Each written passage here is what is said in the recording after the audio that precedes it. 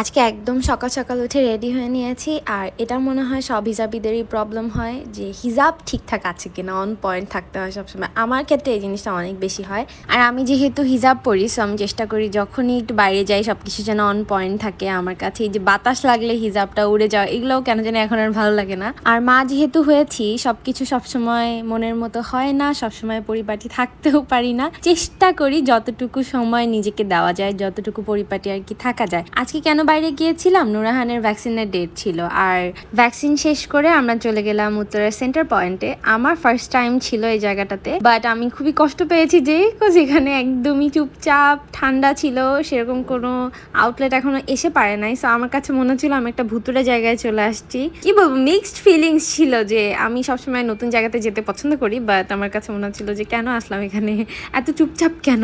But একটা জিনিস আমার খুবই ভালো লাগছে, সেটা হচ্ছে বাচ্চাদের জন্য একটা বড় প্লে জোন রাখছে, এখানে বাচ্চারা খুব মজা করতে পারবে। আর নুরাহানকে ছেড়ে দিছি, নুরাহান তো মজা করতেছে as you guys can see, because Nurahan আসলে এরকম প্লে জোনে যেতে পছন্দ করে। অনেক বেশি মানুষ যেখানে থাকে সেটা তার পছন্দ না। একটু যেহেতু নিরিবিলি ছিল, নুরাহান একটু ডিস্টার্বও আমাদেরকে কম করেছে। আর আমরা একদমই এই উইন্ডো সিটটা নিয়েছিলাম, দেখা যাচ্ছিল শহর আসলে। সো একটু ঘুরে ঘুরে দেখছিলাম যে আসলে কিভাবে ওরা ডেকোরেট করছে।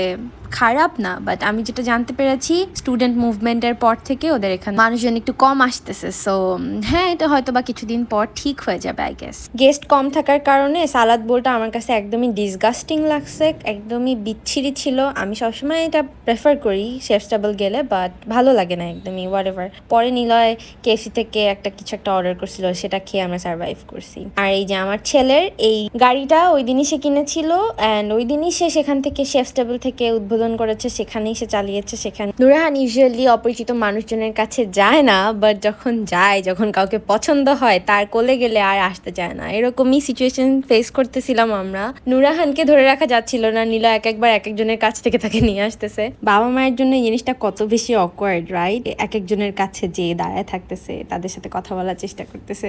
ও, আর আমার ছেলে যেহেতু গাড়ি আছে তার কাছে, সো আমাকে আর পাত্তা দিচ্ছে না। Who I am, right? সে তার গাড়ি নিয়েই ব্যস্ত। মাশাল্লাহ মাশাল্লাহ বলতে ভুলবেন না, আমাদের জন্য দোয়া করবেন। চোখের সামনেই বাচ্চাটা বড় হয়ে যাচ্ছে কিভাবে আমি নিজেও জানি না, বুঝতেছি না। চেষ্টা করি নিজের 100% দেওয়ার সবসময়। আর এই কনসেপ্টটা আমার কাছে বেশ সুন্দর লেগেছে। এয়ারপ্লেন মোটিফের একটা সিটিং অ্যারেঞ্জমেন্ট ওরা করেছে জাস্ট ছবি টবি তোলার জন্য। দেন আমরা চলে আসলাম নিচে ইউনিমার্টে। আমার এই ফ্লাওয়ার ভাসগুলার উপরে নজর কয়েকদিন ধরেই আছে, কোনো একদিন যে কিনে নিয়ে চলে আসবো। আর ইউনিমার্টে গিয়েছিলাম খুবই ইম্পর্টেন্ট একটা জিনিস কেনার জন্য, সেটা হচ্ছে আমার ছেলে সবসময় সেই জিনিসটা খায়। এনিওয়ে সেটা আমি রিভিল করতে চাচ্ছি না। দেন এই যে আমরা বাসার উদ্দেশ্যে রওনা দিয়ে দিয়েছি। আর এখানে ট্রাই করছিলাম আমার ছেলের সাথে একটা ছবি তোলার, বাট না, সে অ্যালাউ করে নাই। আর বাসায় এসেই দেখি একটা পার্সেল চলে আসছে। এই পার্সেলটা আমি অনেকদিন আগে অর্ডার করেছিলাম, এই ফ্লাওয়ারটা চলে আসছে, বাট এটার জন্য ফ্লাওয়ার ভাস কিনতে হবে, তাই না? হ্যাঁ, এটার জন্য আমার প্রপার ফ্লাওয়ার ভাস আমার বাসায় এখনো নাই। সন্ধ্যার সময় আমি বাপ বেটার জন্য একটু পাস্তা রান্না করে ফেলেছি। ওরা ঘুমাচ্ছিল, সো চিন্তা করলাম যে একটু পাস্তা রান্না করাই যায়। আমার হোয়াইট সস পাস্তার রেসিপি কিন্তু দেওয়াই আছে, you guys can check it out. আর এই যে ছেলে আমার লেগো দিয়ে পুরা ঘর ভরায় রাখছে। আজকের মতো এখানে আল্লাহ হাফেজ বলতেছি সবাইকে, টাটা, বাই বাই।